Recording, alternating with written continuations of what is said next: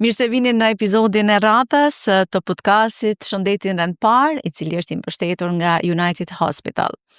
Sot kam kënaqësinë të kem të ftuar një profesionist të respektuar të shëndetësisë, doktor Bujar Gashe, I cili është po ashtu specialist I mjekësisë familjare. Mirë po konkretisht, aktualisht ju jeni drejtor I drejtorisë së shëndetësisë në komunën e Prishtinës. Dr. Gashi, mirë se erdhe në podcastin tonë Shëndetin Rend Parë. Mirë se u gjeta, faleminderit shumë për ftesën.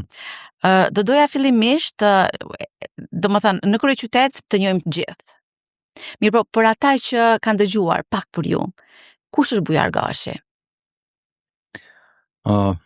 Vështirë, me fillu Me 3 fjali, lutem. me 3 fjali, synimi gjithmonë, mjek, puna më e madhe se periudha më e madhe e përvojës sime është si mjek.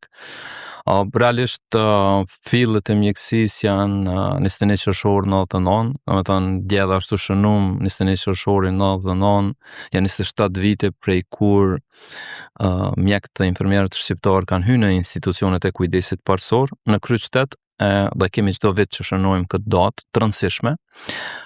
Pikërisht me 21 qershor 99 unë kam fillu punën në qendrën klinike universitare, më saktësisht në klinikën interne.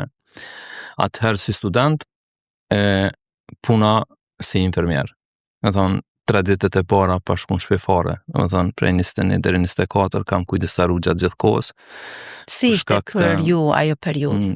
Është një periudhë që nuk harrohet. Do thonë janë 72 orët e para, puna e parë. Me njerë pas lufte, data 21 qershor ta keni parasysh, po 72 orë pa shku fare në shtëpi, pa bisedu në telefon fare, sepse s'kemi pas telefona, veç jam ardhur, nuk kam jetu në Prishtinë atko, kam qenë në fshat, atje ku kam lind dhe ku jam rrit. Dhe 72 orë pa u dëgju fare me familjen, po fillova punën kështu, punë vullnetare, punë me ndihmu institucionet. Është e paharrueshme, është një përvojë e jashtëzakonshme që ka qenë dhe kam vazhduar ashtu, domethënë për 3 vite në qendrën klinike universitare, pastaj në vitin 2002 në urgjencën e qytetit, deri në vitin 2018 apërsisht kur kam marrë në drejtorinë e shëndetësisë. Po në 2007 në veç diplomova si student I mjekësisë, pastaj fillova punën si mjek, në 2012 në specializimin e mjekësisë familjare. Në 2016 u zgjodha drejtori I qendrës mjekësisë urgjente, në 2018 në dhjetor drejtorisë së shëndetësisë në atë kohë deri në vitin 2021, pastaj 2021-2025 drejtori I qendrës kryesore të mjekësisë familjare në kryeqytet. Do të rikthehemi tek periudha e 2021-s, ku është një periudhë e re për gjithë njerëzimin. Mirë po, unë do doja që të ktheheshim tek 99-ta, tek 21 qershore. Një kapitull I pashkruar apo I shkruar nga ana juaj deri më sot? I shkruar, po jo I thënë. Dhe asnjëherë nuk ndoshta s'ka qenë momenti ose s'është diskutuar. Sepse gjithmonë ka diçka që është aktuale dhe duhesh me diskutu ato që është aktuale. Pandemi nuk e pas hapësirë me diskutu diçka të kaluamës për shkak se ka qenë pandemia. Në periudha tjera, jo që s'është dhënë mundësia, po ndoshta është jo e rëndësishme. Kjo sot që po diskutojmë duket pikërisht kjo që duhet me u diskutu. E shkruar gjithsesi në CV-të mia, në profilin tim, sepse puna ime e parë ka qenë infermier. Dhe puna ime e parë ka qenë infermier në qendrën klinike universitare, pastaj në qendrën emergjente në të gjitha profilet, në kirurgji, ortopedi, reanimacion, kujdes intensiv. Domethënë të gjitha profilet e kaluara, të cilat e bën një pjekje profesionale të jashtëzakonshme time gjatë studimeve, sepse kur je student e ke edhe kurreshtin më të madh. Sigurisht. Atëherë ajo ishte një pjesë, një ndihmës bukur e mirë në aspektin profesional dhe përgatitjes profesionale time. Jo e lehtë për kohën që isha si ri, si student, me një punë, me familje, atëherë kisha familjen, domethënë në atë kohë në vitin 99 veç kam pas fëmijën e parë, domethënë kishte 2 vjet, vajza. Në vitin 2000 lindi vajza e dytë, domethënë kisha fëmijën e dytë, isha student, punojsha. Tas pak e lehtë. Edhe familjen, jo, absolut jo. Në vitin 2000 e fillova të punoj edhe një punë të dytë, normalisht se Nevoja. Ishte kohë e Po, tillë, nevoja. deri në vitin 2004 kur lindi djali, domethënë fëmia i tretë. Dhe në vitin 2007 me krejtësu arrita të diplomoj, domethënë të diplomohen si mjek. Dhe vazhdova punën, pastaj periodat jo që kanë qenë të lehta, mirë po jo të vështira sa për shembull 99-2007. Domethënë pak më ndryshe, pak më të lehta, normalisht edhe përvoja në profesion. Atëherë ti hap rrugë, ti hap shtigjet, po angazhimi nuk ka munguar në asnjërin prej këtyre periudhave. Nga kjo që sapo dëgjova, një varg peripecish, mirë po në krahun tuaj ka qëndruar një heroin. Sigurisht që po. Dhe meriton një falënderim të jashtëzakonshëm përmes arritjet tuaj. Si do ta quaje bashkëshorten tuaj ndryshe? Po, si një mbretëresh e familjes, ose unë kam ditë mirëm edhe me hobi të tjerë. Domethënë siç ka qenë bletaria për 10 vite jam marrë me blet, domethënë kam pas hobi dhe qef, dhe është ajo mbretëresha që ruan gjithë zgjojnë, domethënë gjithë sigurinë zgjojit ushqimin, domethënë kështu do ta quaj edhe bashkëshortën, për shkak se po flas për atë periudhë kur ishin fëmijët e vegjël, kur ishin në rritje sipër, domethënë ajo ka qenë që është kujdes në 90% të kohës, themi kështu, isha musafir të shpe. Domethënë të mbajt 2 vendet punës, studimet, musafir në shpe. Domethënë u rritën fëmija kryesisht nën mbikëqyrjen, nën këshillat, e që krijuam tash, po e marr edhe unë pak një pjesë medaljes aty, si unë 3 fëmijë të shnosh suksesshëm, që sot janë të gjithë me nivel akademik, të gjithë kanë kry fakultetet, kanë jetën e vet, punët e veta, po që ne jemi shumë krenatë, shumë rahat. Sa bukur është të dëgjosh një burr që jep vlerën e duhur bashkëshortes së tij. Përndryshe, i kemi 3 profile: infermier, mjek dhe menaxhues. Cila çon pesh më shumë tek ju? Padyshim se puna e infermierit. Është puna të cilën e kam punu të parën dhe puna e cilën nuk zbehet asnjëherë nga memoria ime. Është baza e mjekësisë. Dhe unë sot, kur menaxhoj edhe sot, kur mbaj takime, kam sektor të veçantë. Domethënë, jo që i dalloj prej mjekëve ose prej profileve tjera, po është pikë që nuk fshihet, është pikë që don mbështetje, është pikë që është baza e shëndetësisë, është pikë që pa kuadrin e infermierëve që sot 99% prej tyre janë me fakultet të infermierisë. Unë jam edhe ligjërues në një kolegj, domethënë që 7 vite ligjëroj, pikërisht ligjëroj kujdesin komunitet, kujdesin paliativ. Domethënë janë 2 lanë të mia të cilat jam familiarizuar dhe që jetoj me to, për shkak se është kujdesi parësor, punojnë kujdesin parësor dhe këta janë po 2 këto lanë të cilat krijojnë atë pjekurinë profesionale dhe atë bagazhin profesional për infermierët.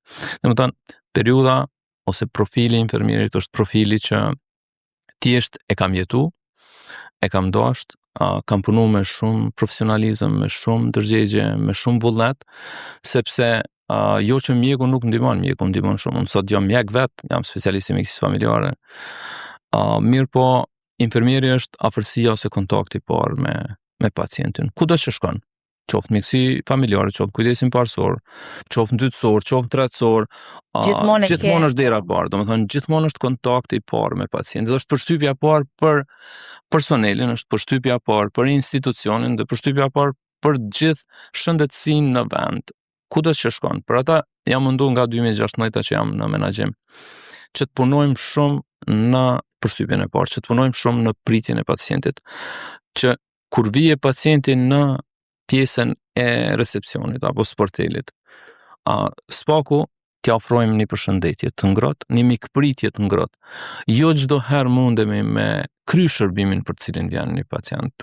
Në mbi 90% të rasteve po në 10% të rasteve jo, sepse ose është shërbim që nuk kryhet në atë institucion, ose është një pacient i cili takon krejt një zone tjetër. Jam mundu për krejt të vite me largu prej fjalorit pyetjen që mos më qenë pyetja parë ku banani.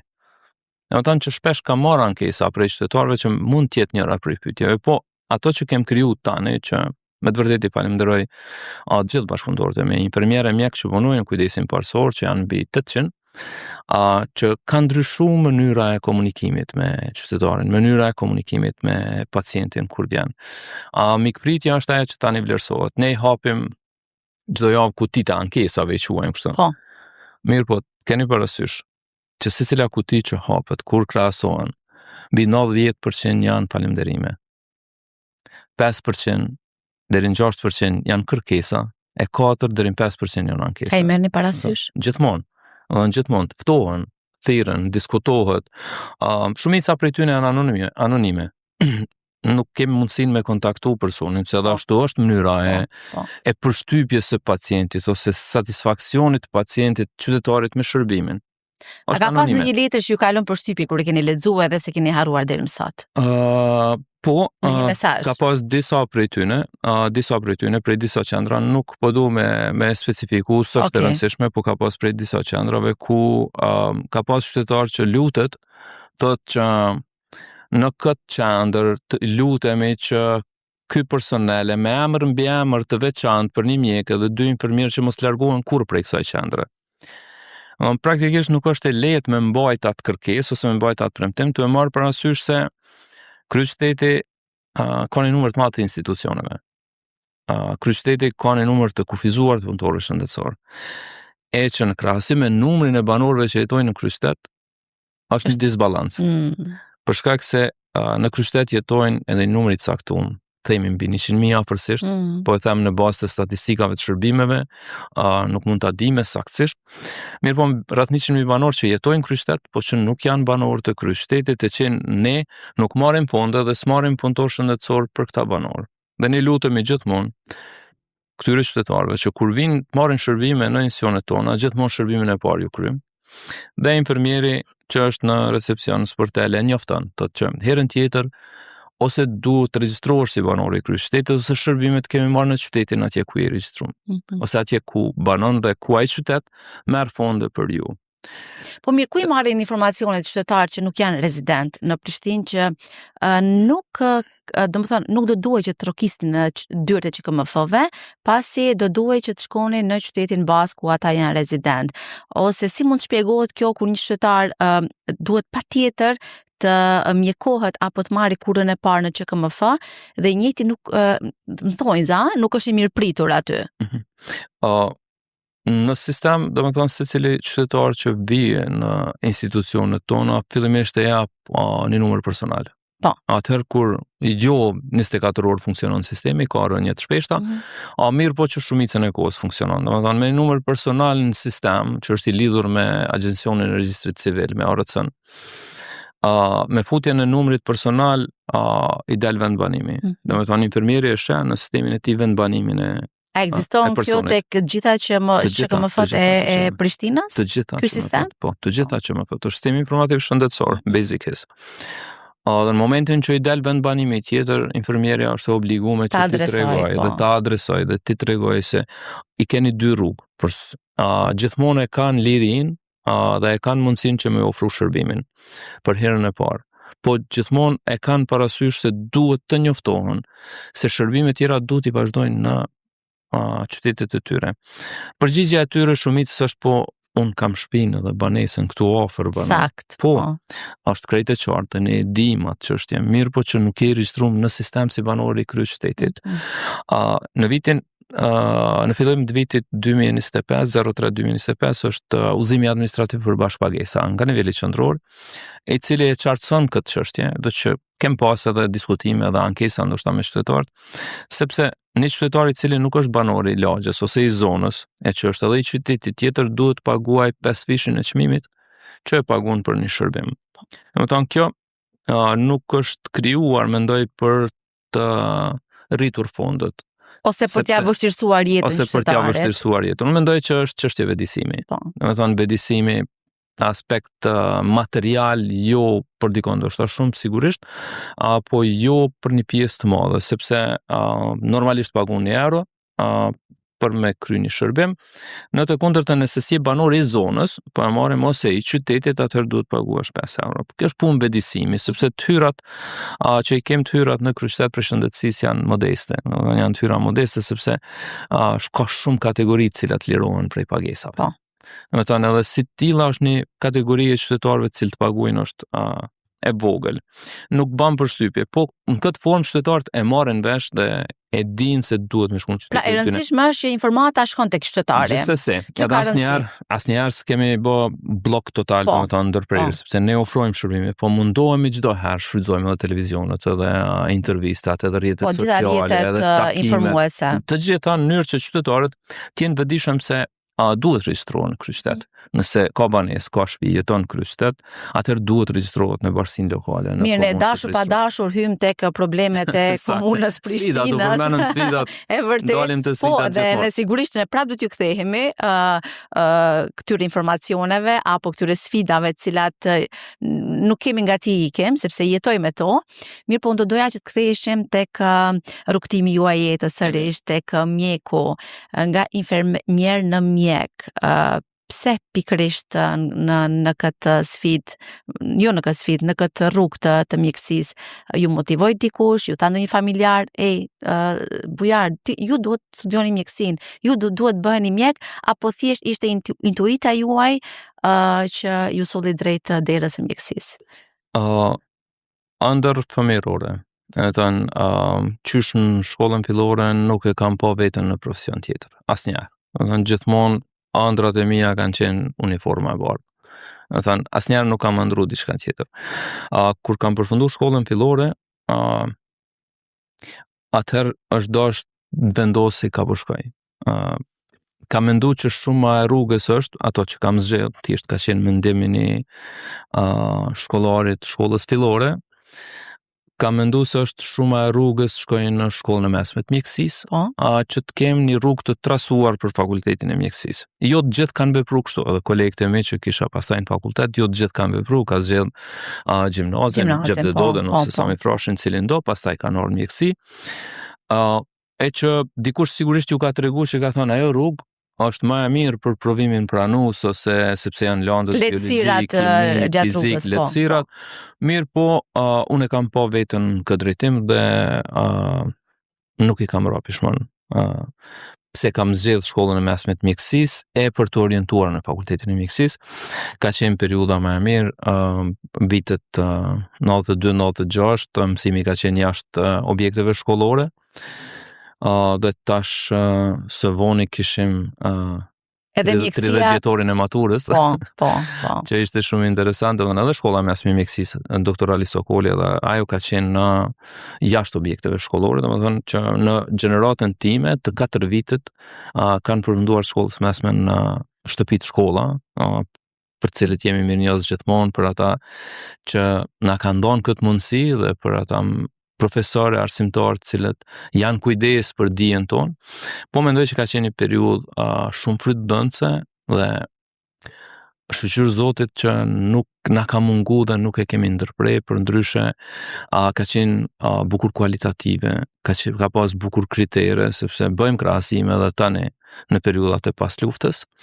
Dhe pas përfundimit të shkollës mesme të mjekësisë, një element interesant që 15 prej klasës e 4 tani, shkolla mesme mjekësisë jemi regjistruar në fakultetin e mjekësisë. Sa mi mande dhe paralele. Po gjithsesi. 15 prej klasës sonë janë regjistruar në fakultetin e mjekësisë. Domethënë që shumica kanë pas ambicie, dhe sot i kam kolegë që janë mjek, stomatolog, farmacist e profilet të tjera. Domethënë 15 jemi regjistruar, ka qenë ndër klasët më të mira të asaj kohe, që shfrytëzoj rastin është të përshëndes kujdesarin dhe profesorin tim Naim Janova, që ka qenë shtylla e komplet klasës sonë dhe gjithë klasëve tjera, sepse ka qenë dhe është ende dhe e shoh bukur shpesh me admirim dhe është shumë krenar për këto që kem arrit në atë gjithë klasë atina, sepse ka qenë kushtet ashtu si kanë qenë. Për ata që nuk kanë jetuar në atë kohë, nuk e din, po sigurisht që e shohim përmes të tjerëve se si ka qenë ajo periudhë. Ne e shikojmë si një film të shkurtër dokumentar momentin që ju e flisni. Sakt. Në imagjinatën tonë. Mirë, po si periudhë, me të vërtetë është periudhë e rëndësishme dhe periudhë Shumë e që rëndësishme. ka kontribuar jashtëzakonisht shumë në gjithë shoqërinë kosovare shqiptare, sepse ka qenë më e vështira e mundshme dhe kur e shoh sot organizimin dhe sfidat që vet jam në menaxhim dhe jemi çdo herë me drejtorinë e arsimit në bashkëpunim, sepse kem bashkëpunime të ngushta me pjesën e arsimit që sa vite me vizitat sistematike, me vaksinimin me krejt. Kur e shoh sfidën sot të organizimit me gjitha institucionet, me gjithë këtë buxhet dhe gjithë këto lehtësira që i kemi, e sa shumë ka sfida. Ndalem dhe mendoj, cila ka qenë mundësia atëherë organizimit. Qysh kanë pas mundësi me organizu, me mbajt mësimin pa probleme, pa mungesa, pa telashe. Ka pas vullnet? Veç punë vullneti, s'ka vullnet. pas as pagesa, do me thënë arsimtarët në atë kohë, mësuesit, profesorët kanë marrë nështë sigurisht do të dytin, tretin muaj se thjesht edhe babi im si mësues, si normalist, do me thënë në atë kohë, e di çfarë pagesa kanë pas, do me thënë sa kanë qenë ato pagesa çdo tretin muaj 100 marka.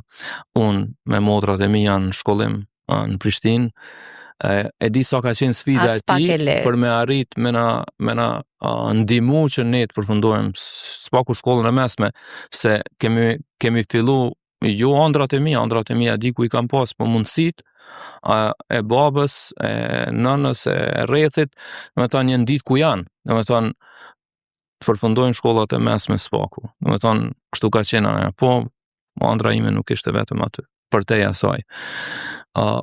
Nuk ishte e lehtë, po pse zgjodhe mjekësinë familjare dhe jo ndonjë specializim tjetër? Kjo është temë në vete. E kam zgjedhur me qefin më të madh të mundshëm. Unë kam punu gjatë periudhës tash, asnjëherë nuk ka ndodhur me pas vetëm një punë, domethënë gjithmonë kam pas një punë të dytë që kam punu. Kam punu shumë vite me kardiolog, me kardiologjin, me doktor Tefik Bektashin dhe doktor Basri Sejdiun. Kemi punu në kardiologjin invazive, kam asistu doktor Tefikut dhe doktor Basriut, që nga viti 2003 dhe në vitin 2012. Edhe si infermier edhe si mjek në të dy pozitat. Kardiologjin e kam dashur shumë. Ka qenë prej profileve, njëjtë qysh kam pas ëndër mantillën e bardhë, njëjtë kam pas ëndër kardiologjin. Do të thonë si një prej profileve ndoshta më sfiduese. Rreth 11 vite punë, rreth 3000 diçka procedura të përfunduar me koronografi e stent, çdo pacient që ka ardhur në institucion është pranuar prej meje, është vlerësuar, është përshkru, është përgadit, është fut në sallë, është kry salla, ka dalë prej sallës, kam qëndru kujdestar, domethënë deri në përfundim të procedurës. Dhe si duket, për gjithë këto vite e shpenzova dëshirën e kardiologjisë. Me thonë unë ngopa me atë pjesë që mendoja se do të ishte ëndra ime për të ardhmen. Kjo ishte njëna prej arsyeve. Arsyeja e dytë, gjithmonë kam punu në rrugë gjatë, ose mendimet kanë qenë në autostradë. Domethënë nuk kam kry punë sot për nesër ose për javën, kam mendu pak më gjatë. Gjithmonë e kam pas përshtypjen që mjekësia familjare, cilën as sot nuk e mohoj, që mjekësia familjare do të jetë, ose specialisti mjekësisë familjare do të jetë shtylla e shëndetësisë në Kosovë, ashtu siç është në Europë e në Angli. Mjekësia familjare është i vetmi specializimi akredituar ndërkombëtarisht nga RCGP Londër. Tani unë jam edhe trajner, jam pjesë e exam boardit të mjekësisë familjare, dhe kjo më shtyu që të marr mjekësinë familjare. Tani jam grupin punues për sigurimet shëndetësore dhe së shpejti do të kemi besoj edhe sigurimet shëndetësore, dhe atëherë kur ti kemi sigurimet shëndetësore, padyshim se mjeku familjar do të jetë shtyllë dhe vlera e mjekut familjar do të jetë larg asaj që e ka sot. Për shkak se gjithçka do të kaloj përmes mjekut familjar. Dhe sot unë gjithmonë i lus dhe i ftoj mjekët e përgjithshëm që janë ata që kanë përfunduar fakultetin mjekësisë të zgjedhin mjekësinë familjare. Jo, mjekësia familjare është prej specializimeve ndoshta më të rënda në aspektin e përfundimit të specializimit. E thash jam pjesë e përcjelljes edhe trajner të secilit mjek deri në përfundimin e provimit. Po ndoshta nuk është ashtu siç duket për jashtë, sepse thonë jo, provimi është shumë i vështirë. Nuk është provimi shumë i vështirë, provimi është ndërkombëtarisht i akredituar dhe provimi është i mbikëqyrur rapsisht nga RCGP Londër. Mirë po ajo kalohet, ajo duhet kalohet me një punë 3 vjeçare të mirëfillt kalohet. Dhe i ftoj që të zgjedhin mjekësinë familjare sepse është e ardhmja. Mos t'i humbin ambicjet ata që i kanë për lëndë kirurgjike apo lëndë tjera sfiduese, mirë po mjekësia familjare nuk duhet të largohet nga opsionet e tyre, për shkak se për të ardhmen është çështje që keni oror më fleksibël, nuk i kujdestari, është punë më e qetë.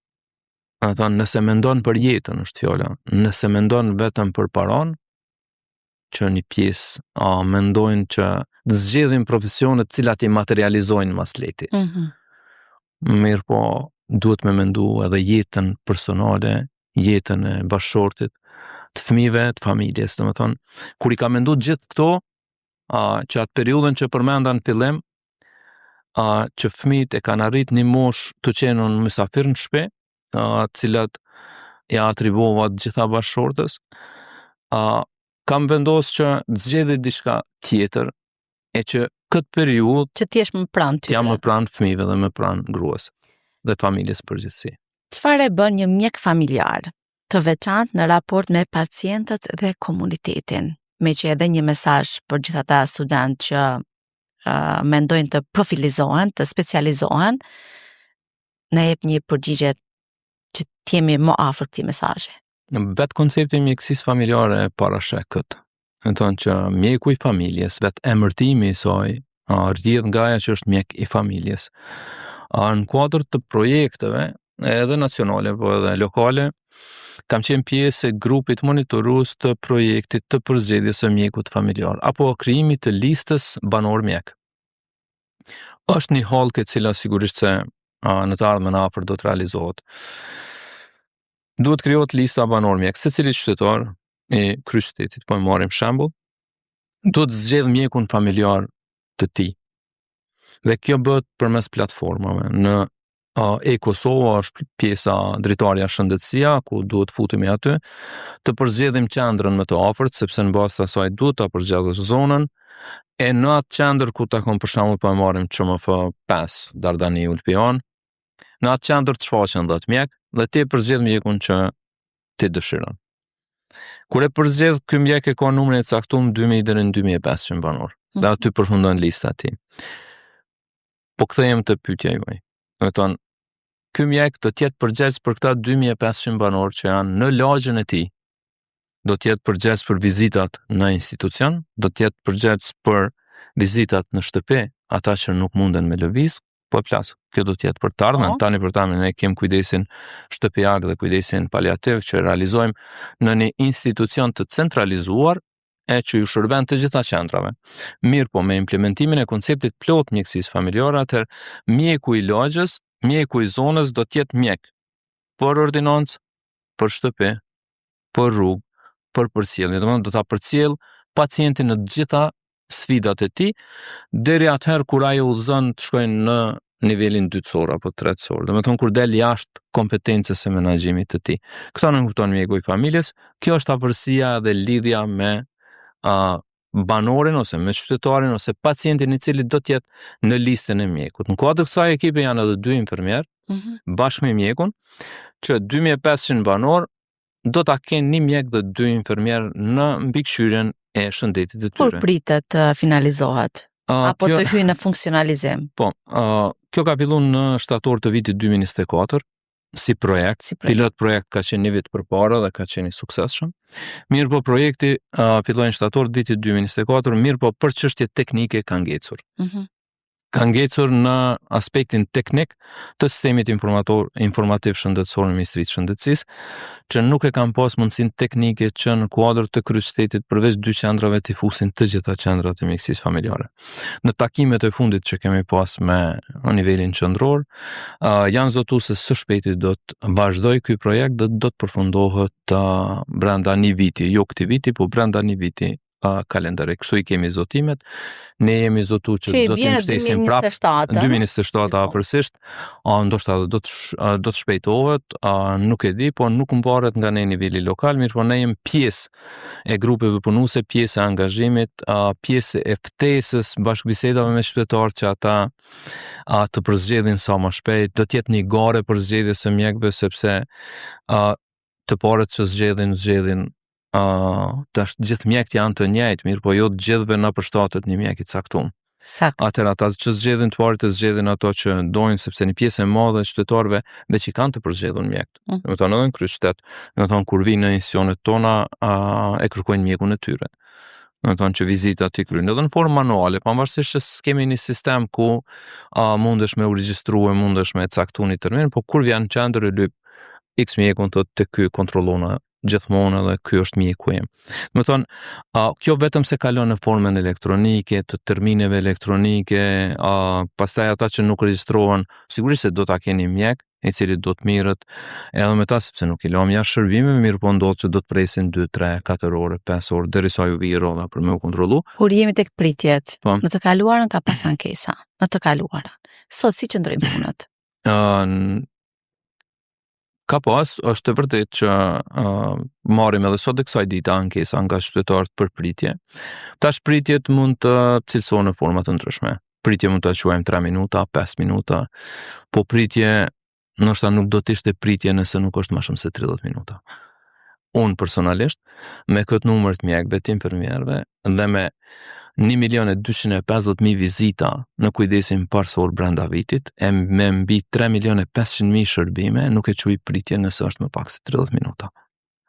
E thash në fillim jorasisht, që numri i mjekëve dhe infermierëve është më i vogël sa numri i qytetarëve që normalisht duhet ta kishim kur e krahasojmë me numrin e shërbimeve dhe vizitave.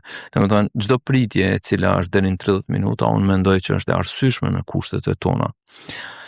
Nuk po flasim për vende të tjera, as për shtete të tjera, ne e din shumica e qytetarëve që ose kanë qenë në vendet e Europës ose në Perëndim, ose e kanë spakur një familjar të afërt ose të largët, e kur flasin me ta e din se si realizohet një vizitë mjeku familjar. Fillimisht ke me thirrë në telefon, ka me të pyet çfarë probleme ke, ka me thonë që pije një parastamol këto 2 ditë nëse nuk kalon lajmëroju. Domethënë llogaritë këtë periudhë kohore me atë lehtësinë që qytetarët tonë në Republikën e Kosovës në përgjithësi, po flas me kompetencë për kryeqytet, brenda ditës, brenda orës, prej shtëpisë shkon në institucion dhe brenda 15 deri në 30 minuta e kryen vizitën.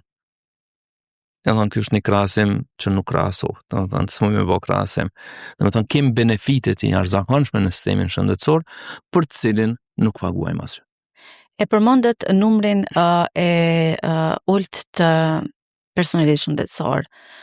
A prisni që kjo të normalizohet, apo problemi që ndron tek banorët jo rezident që pa ndërprerë vinë edhe të mjekohen apo trajtohen tek ky personel? Sa më shpejt arrijmë një mirë kuptim dhe të bindim qytetarët jo rezident të jenë qytetarë rezident të kryeqytetit, në mënyrë që dhe numri të jetë më i lartë. As më shpejt rritim numrin e punëtorëve. Në regjistrimin e fundit ne kishim rreth 227.000 banorë. Në krahasim me regjistrimin e vitit 2011 kur ishin 196.000. Dhe kjo shkon në proporcion me numrin e personelit, numri i banorëve rezident. Sakt, numri i banorëve sepse përcaktohet një mjek dhe 2 infermier janë për 2.000 banorë deri në 2.500 banorë. Dhe kështu është formula që niveli qendror ndon fonde dhe ndon numra për qytetet në përgjithësi. Para 2 viteve janë dikon rreth 300 numra, 299 numra, rritje të numra në gjithë Kosovën, po Prishtina nuk ka përfituar prej kësaj. Sigurisht se niveli qendror Ministria e Shëndetësisë ka pa më të arsyeshme në qytete të tjera, nuk e di si kanë pas, ndoshta edhe kanë pas nevojë më shumë se ne. Janë rrit në qytete të tjera, mirë, po në kryeqytet unë në vazhdimsi kam kërkuar, në vazhdimsi dërgoj statistikat të shërbimeve dhe vizitave. Sa herë dërgoj ato thonë që me numër të banorëve jemi në rregull, ato më pajtona që me numër të banorëve jemi në rregull, pavarësisht për jashtimeve që vinë nga jashtë. Ata që janë të regjistruar, po normalisht kemi numër adekuat me numrin e banorëve që janë të regjistruar në kryeqytet. Rrugtuam nga 99-ta deri në 2020, 2021, pak a shumë. Çim pak në kohën e pandemisë, ku u ballafaquam me një sfidë të re. Jo vetëm personeli shëndetësor, edhe pse bara më e madhe ishte e tyre, sa i përket përballjes me pacient, të cilët u prekën nga kjo sëmundje, për cilën askush nuk dinte asgjë. Ishte një virus i ri, një simptoma të reja që edhe vetë nuk i dinim. Si ishte për ju ai periudhë? Ja, përmenda disa periudha të jetës sime. Me thënë, po kjo ishte diçka më ndryshe. Isha drejtori shëndetësisë në atë kohë. Dhe ne që nga dhjetori, janari prisnim gjithmonë që kjo mund ndodhë edhe në Kosovë kur u paraqiten rastet e para. Te ne arritën në mars. Në mars, 13 mars. 13 mars, ashtu me datën 20 mars i kishim rastet e para në kryqëzet. Në 2 lagje ishin 2 zonimet ose bllokimet e 2 lagjeve ka qenë sfida më e madhe e krejt periudhës për mua personalisht. Atë natë thjesht nuk kemi shku në shtëpi as unë as kryetari as një pjesë e kabinetit, për shkak se u izoluan 2 lagje, 2 lagje të tëra, për shkak të rasteve të reja që ishin. 11 raste ishin për një ditë, nëse nuk gaboj kështu, 11 raste data 20 mars, 11 raste për një ditë ishin në Prishtinë dhe ishte bukur shqetësuese. Për ne, më morën nën kontroll nën mbikëqyrjet të policisë. Kujdesi për ata qytetarë, vizitat brenda, edhe në fillim se virus ishte e panjohur. S'kush nuk e dinte se me çka kemi të bëjmë, cilat kush janë problemet, si është rruga, si është përhapja, sa është rrezikshmëria, kush po rrezikohet, kush mundet me i mbjetu. Domethënë gjitha paragjykimet. Paniku ishte i madh. Paniku ishte i jashtëzakonshëm. Të gjitha paragjykimet që ishin dolën se ishin jo të duhurat, në fillim nëse ju kujtohet problemet më të mëdha për shkaktohen pacientëve me sëmundje kronike. Frymëria, e dim normalisht që një pacient i cili ka disa sëmundje dhe ishte i komprimituar në aspektin e imunitetit, ishte mundësia. Mirë po jo gjithmonë kish raste të cilat na befasonin. Personat cilët ishin pas sëmundje kronike, personat që ishin jo duanxhi, personat që ishin jo alkoolist, personat që s'kishin shprehi, që i quajmë shprehi të këqija, domethënë që edhe ata kishin një pasqyrë klinike të tmerrshme, mos flasim që disa dhe përfunduan me vdekje. Ishte periudha e vështirë kjo e fillimit. Domethënë marsi, prilli, maj, domethënë kjo ku ishim në komunikim të vazhdueshëm me Institutin Kombëtar Shëndet Publik, me Ministrinë e Shëndetësisë. Ju personalisht u prekas nga ky virus? Po, 2 herë.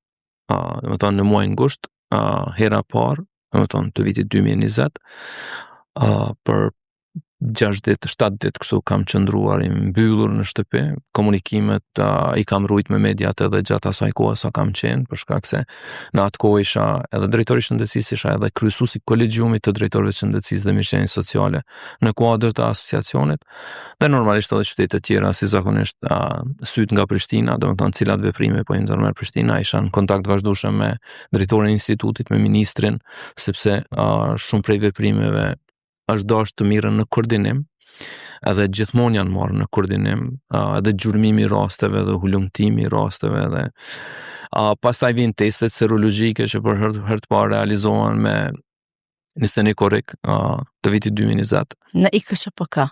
Jo, në kujdesin parësor. Kujdesin në kujdesin parësor. Ishte ditë e ajtë nëse nuk gaboj, edhe u bisedoj me ministrin.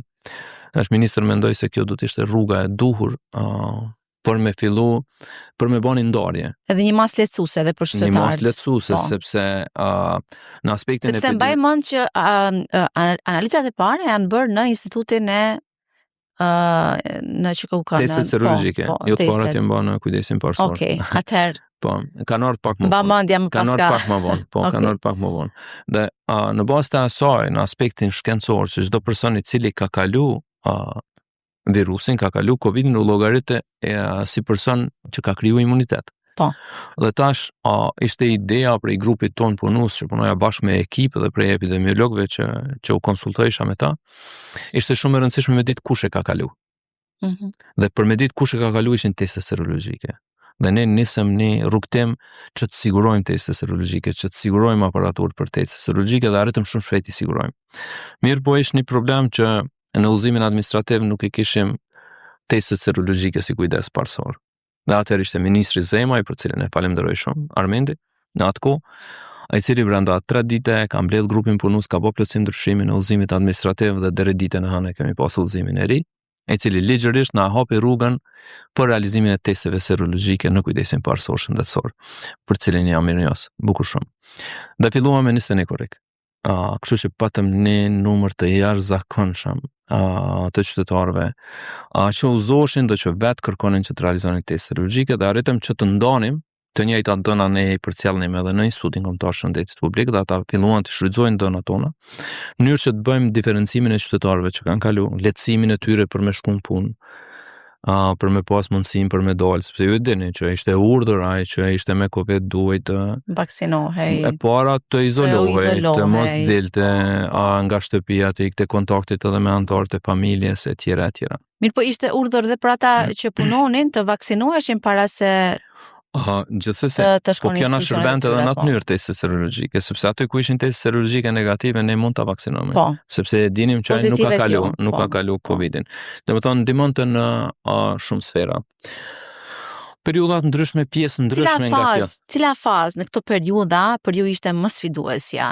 Edhe për një moment keni dashur ndoshta edhe që të dorëzoheni si menaxhues apo se keni pasur asnjë moment të tillë? Po e them pa modesti, asnjëherë nuk e kam pas ndërmend dorëzimin, as smbrapsjen këtë drejtim, për shkak se thjesht para syve ton ndodhin shumë gjëra nëpër botë, shumë edhe në vendet e Europës që kanë qenë shumë keq sa Kosova.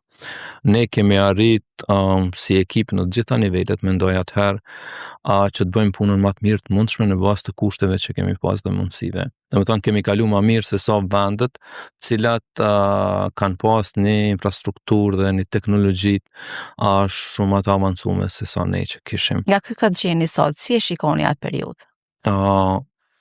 Nëse do të kthehemi prap prej tash, mendoj se prap rrugës njëjtë kishim me ra. Nuk mendoj që ka pas diçka që sot mendoj që s'është dashur me realizu.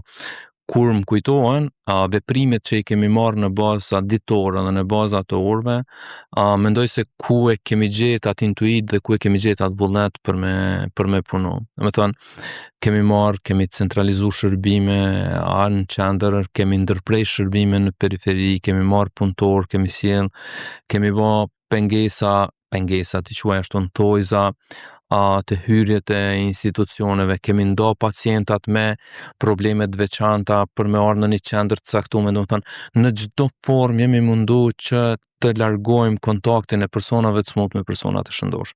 Domethënë janë bërë shumë lëvizje ditore, themi kështu, qoftë për analiza laboratorike, qoftë për shërbime tjera shëndetësore, domethënë që çdo ditë kemi pa që diçka është më e rëndësishme se sa tjetra. Domethënë marrjen e testeve serologjike, pastaj strishove të fytit kemi organizuar, kemi ndihmuar edhe Institutin Kombëtar Shëndetit Publik në tendën që e ngritëm në oborrin e qendrës kryesore të mjekësisë familjare.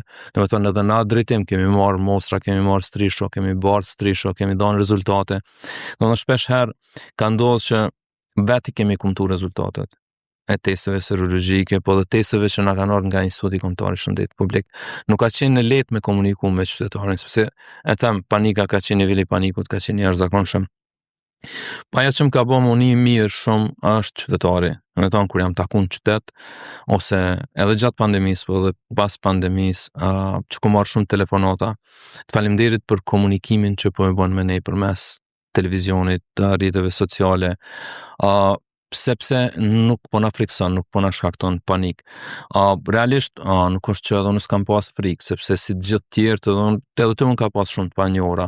Mirë po ka mendu që e mënyra e komunikimit me qytetarin, domethënë mënyra reale e komunikimit me qytetarit pa shkaktu frikë, ka mendu që është mënyra më e drejtë dhe për këto ka marrë shumë falënderime për qytetarëve për shkak se e kanë kuptuar. Ndoshta edhe mënyrën e komunikimit edhe gjuhën e të folurit. Unë preferoj të flas në aspektin që qytetari më kuptu.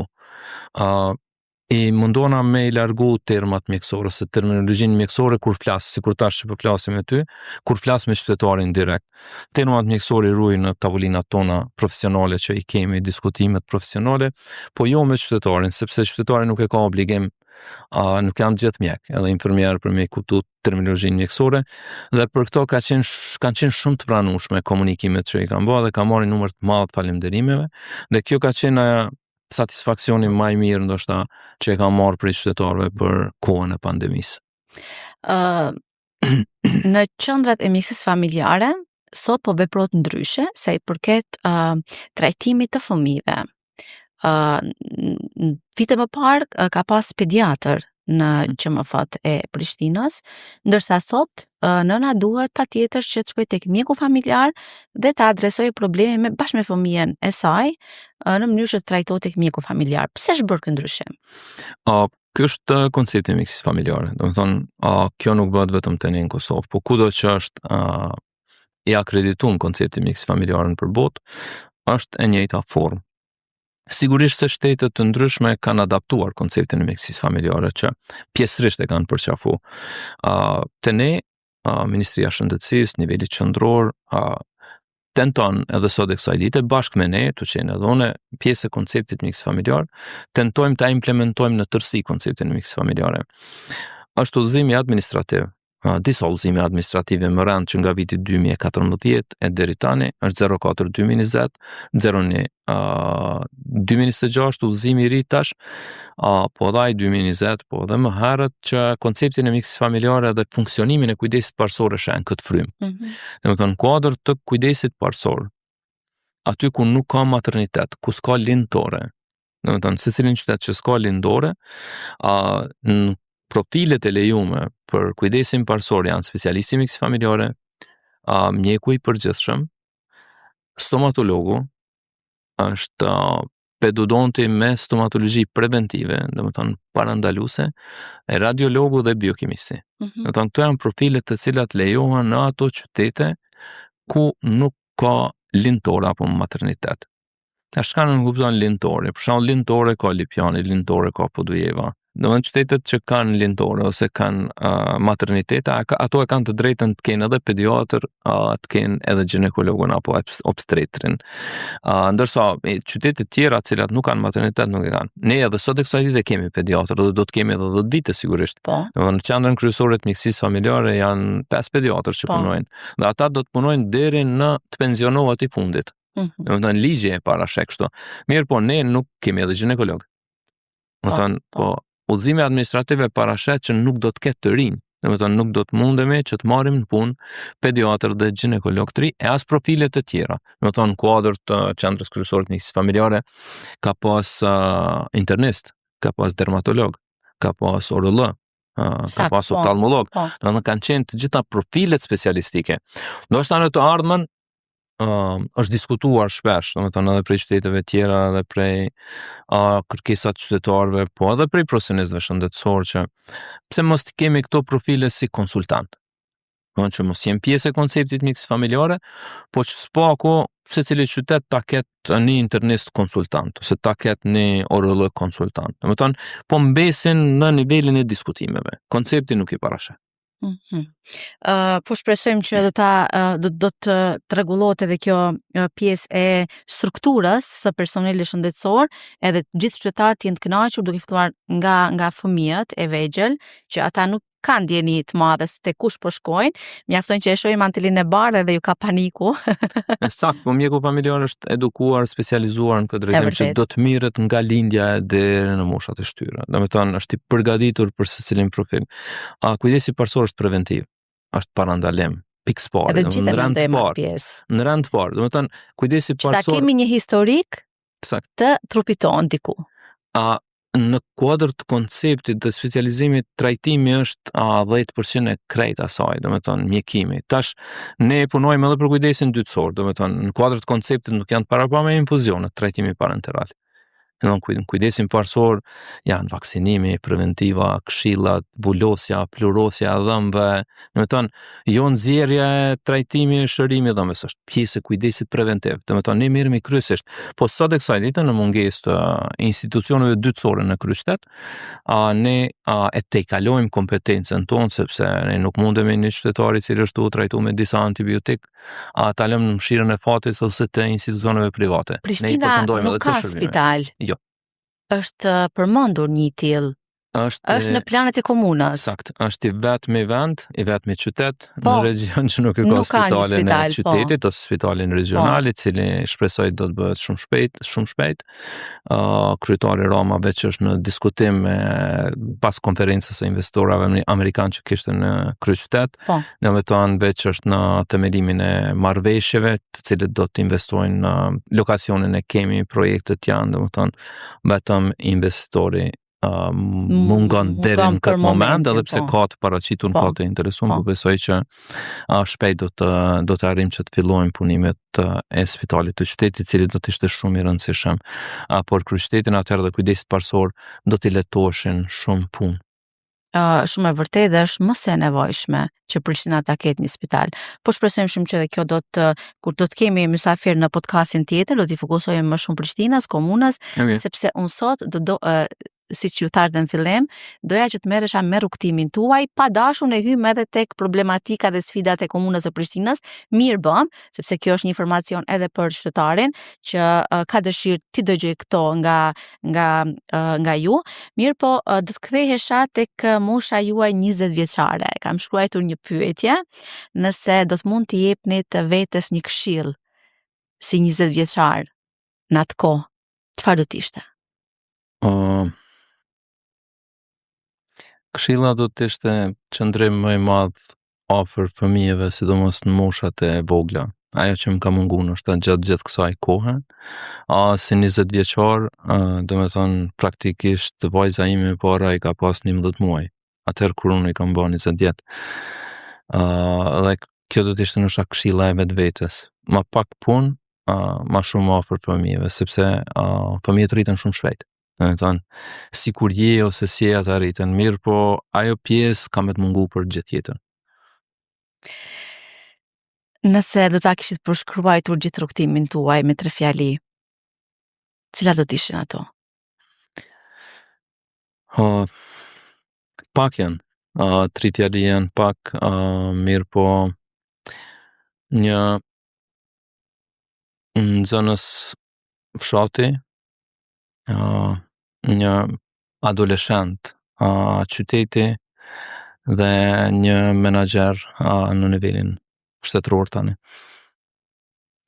Zotri Gashi, unë ju falenderoj shumë që gjithë këtë kohë, nga koha juaj e pakt, sepse kishim shumë mundim derisa e caktuam kohën, nga gjitha angazhimet tuaja profesionale, menaxheriale që i keni në kryeqytet.